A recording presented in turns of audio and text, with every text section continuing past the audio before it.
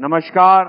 हमारे परिवार के सभी सम्मानित साथियों, देश के कोने कोने से जुड़े सभी ईपीएस 95 पेंशन भोगियों को सादर अभिवादन।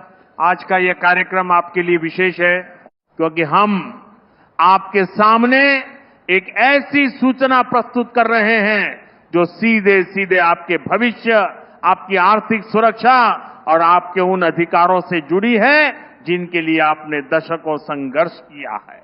तो बिना किसी देरी के चलिए सीधे मुद्दे पर आते हैं और समझते हैं कि आखिर वह कौन सी बड़ी घटना घटी है जिसने पूरे देश के पेंशनर्स के बीच एक नई उम्मीद जगा दी है।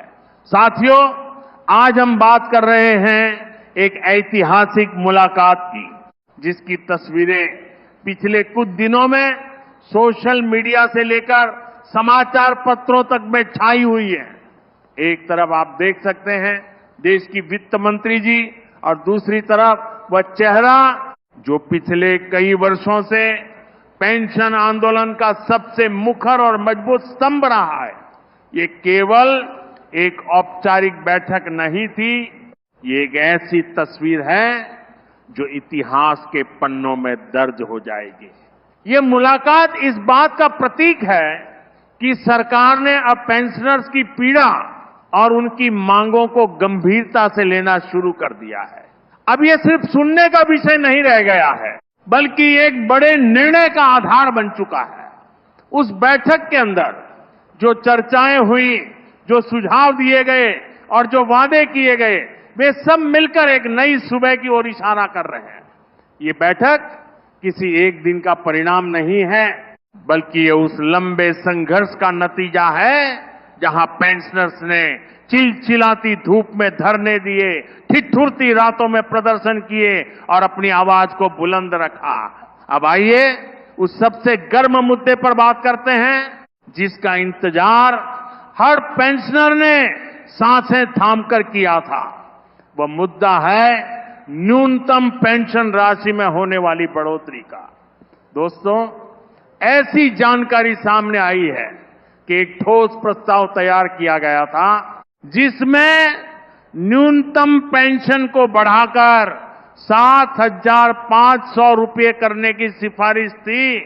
साथ ही ये भी प्रस्तावित किया गया था कि इस राशि के साथ साथ पेंशनर्स को महंगाई राहत डीए भी दी जाएगी, ताकि बढ़ती कीमतों के दौर में उनकी जेब पर कोई अतिरिक्त बोझ न पड़े।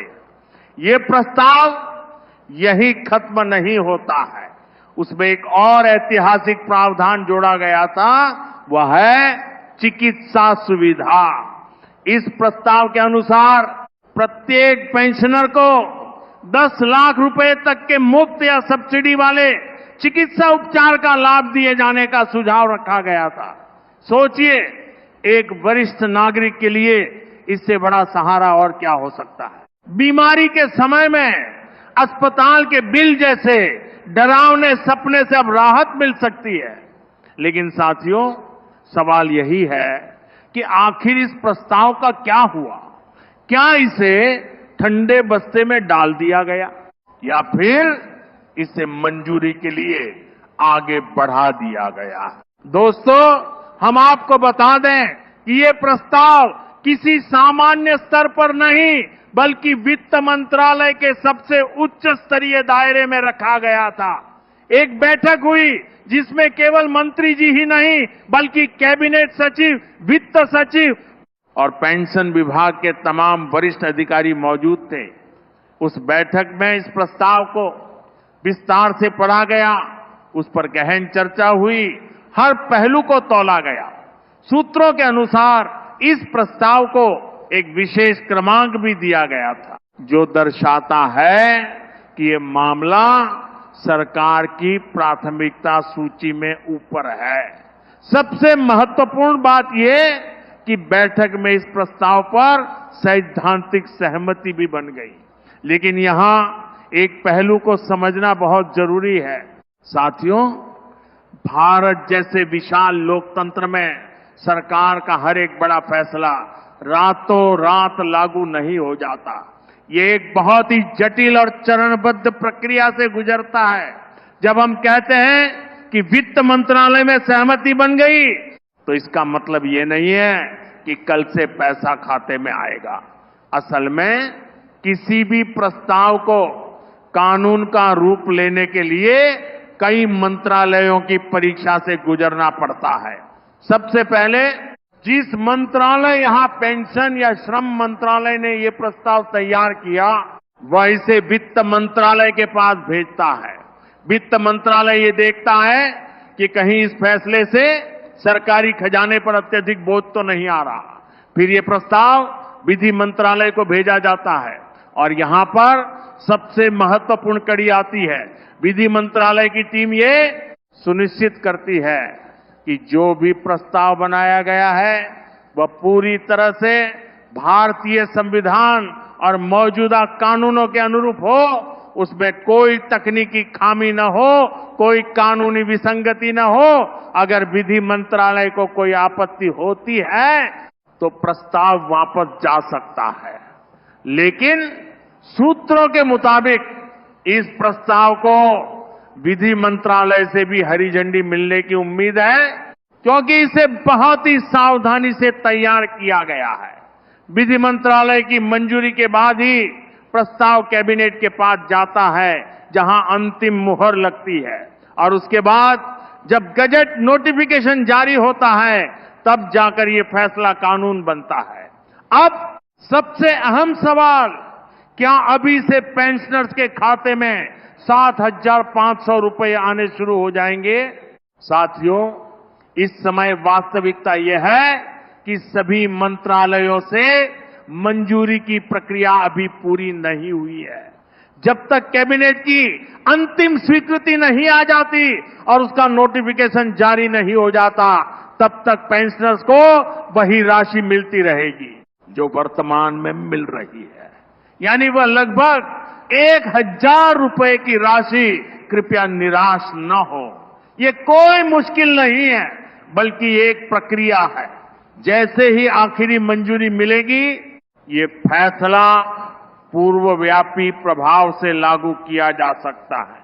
इसका मतलब यह हुआ कि जिस तारीख से सरकार ने इसे मंजूर किया है, उस तारीख से लेकर जब तक फैसला लागू होगा, उस अवधि का अंतर, एरियर भी आपको मिल सकता है। और जब ये फैसला लागू हो जाएगा तो आपको महीने का 7,500 रुपए, उसके ऊपर महंगाई भत्ता और साथ ही 10 लाख रुपए तक की चिकित्सा सुविधा, ये तीनों तोहफे एक साथ मिलेंगे। यानी कुल मिलाकर आपकी मासिक पेंशन 9,000 से 10,000 रुपए के आसपास पहुंच सकती है, जो वर्तमान 1,000 रुपए से कई गुना अधिक है। अब बात करते हैं समय की। ये सब कब होगा? साथियों, ये पूछना बिल्कुल वैसा ही है जैसे ये पूछना कि आसमान में बादल कब गरजेंगे। हम सटीक तारीख तो नहीं बता सकते, लेकिन हां, हम ये जरूर कह सकते हैं कि बारिश अब बहुत करीब है।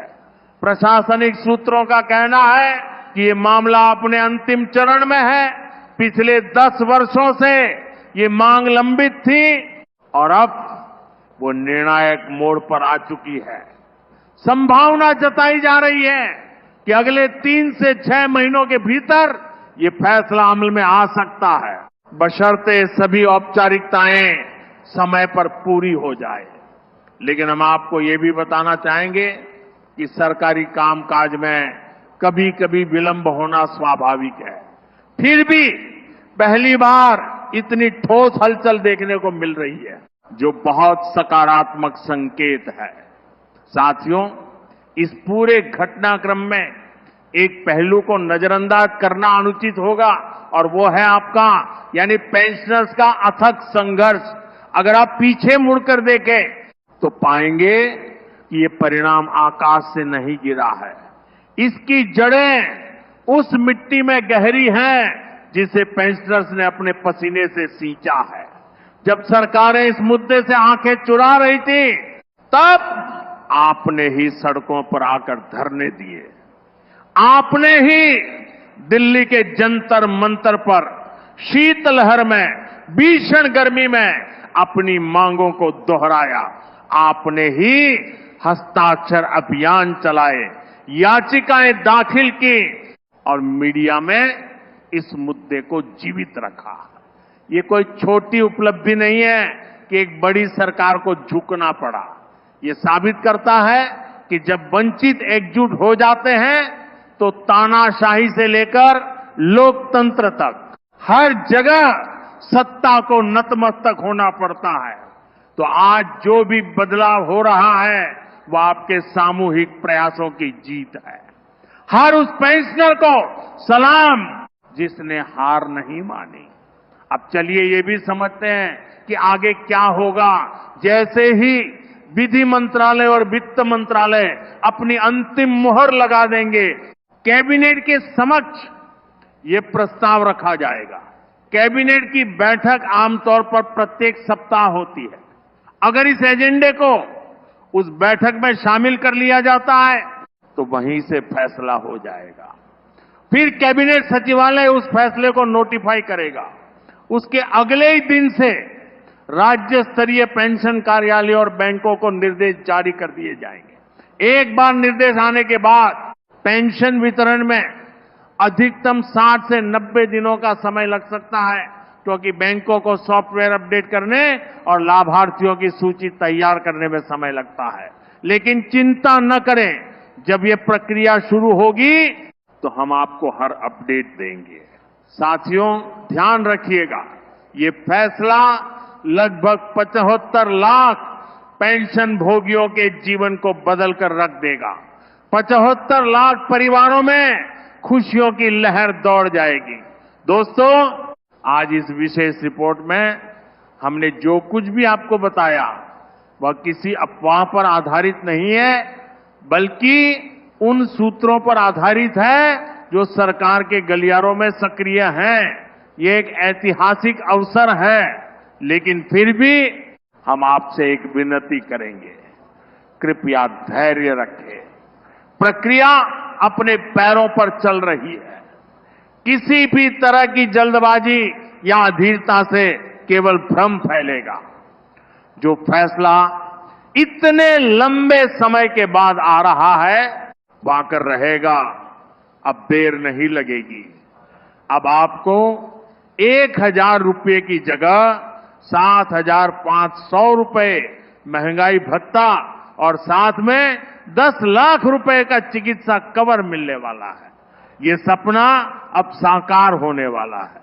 इसलिए साथियों, अपने साथियों को ये खबर जरूर शेयर करें, लेकिन विश्वसनीय स्रोतों से ही, अफवाहों से बचें। हम आपके लिए हर छोटी बड़ी जानकारी लाते रहेंगे। आपने यहां तक हमारा साथ दिया, इसके लिए तहे दिल से शुक्रिया। यह रिपोर्ट आपको कैसी लगी, ये जरूर बताइएगा। साथ ही जिन पेंशनर्स ने अभी तक अपना ईपीएस 95 का दस्तावेज पूरा नहीं किया है, वे जल्द से जल्द अपने नियोक्ता या क्षेत्रीय पीएफ कार्यालय से संपर्क कर लें। धन्यवाद। आपका अपना एक चैनल